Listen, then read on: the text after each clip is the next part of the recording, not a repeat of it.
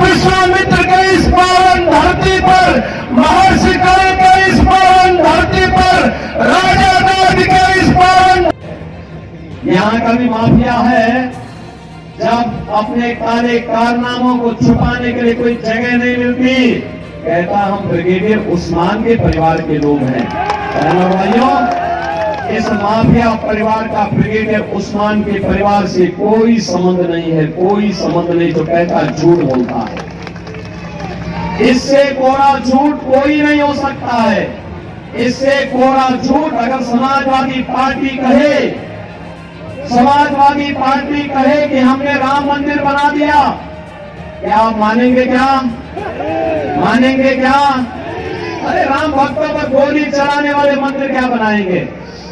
आतंकवादियों के पैरोकार और माफियाओं के सामने घुटने टेकने वाले राम मंदिर का निर्माण, और आपको सुरक्षा क्या प्रदान करेंगे? सुशासन और कानून के राज की बात क्या कर सकते हैं लोग? अपने पापाचार, अपने अनाचार, अपने भ्रष्टाचार के कारण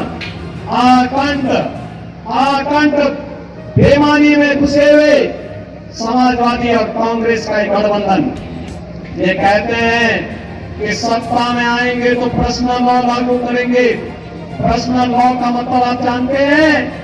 पर्सनल लॉ का मतलब पानी वानी शासन। बहनों और भाइयों, हम घोषणा करते हैं, भारत बाबा साहब भीमराव अम्बेडकर के द्वारा बनाए गए संविधान से चलेगा भारत। अपने यहां शरिया कानून लागू नहीं होने देगा। बहनों और भाइयों, ये शरिया कानून पर्सनल लॉ का मतलब क्या? इसका मतलब है महिला बेटी स्कूल नहीं जा सकती, महिलाएं मार्केट नहीं जा सकती, घर के अंदर बुर्का पहन करके दुपट्टे लेना पड़ेगा उन्हें। 3 तलाक की कुप्रथा को ये फिर से लागू करना चाहते हैं। हम इसे भारत की धरती में फिर से लागू नहीं होने देंगे, भाजपा की घोषणा है।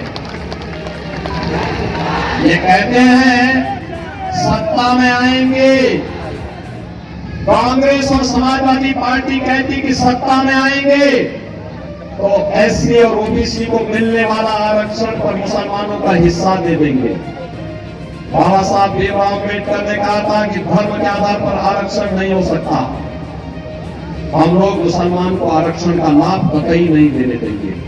अनुसूचित जाति, जनजाति और पिछड़ी जाति के आरक्षण में सेंध लगाने की छूट कांग्रेस और समाजवादी पार्टी को नहीं दे सकते। ये कहते हैं सत्ता में आएंगे, तो सत्ता में आने के बाद ये विरासत टैक्स लगाना चाहते हैं। ये विरासत टैक्स का मतलब आप जानते हैं?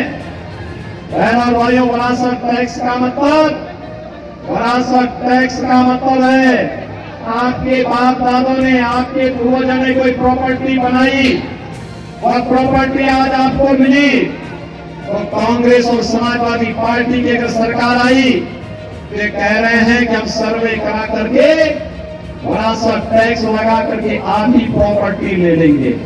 क्या आप अपनी प्रॉपर्टी में से आधा हिस्सा क्या किसी लोगों को दे देंगे? क्या लेने देंगे? क्या? और फिर कहते हैं इस प्रॉपर्टी को पाकिस्तान, बांग्लादेश और अफगानिस्तान से आई हुई घुसपैठियों को बांट डालेंगे। क्या आप इसको स्वीकार करेंगे? क्या?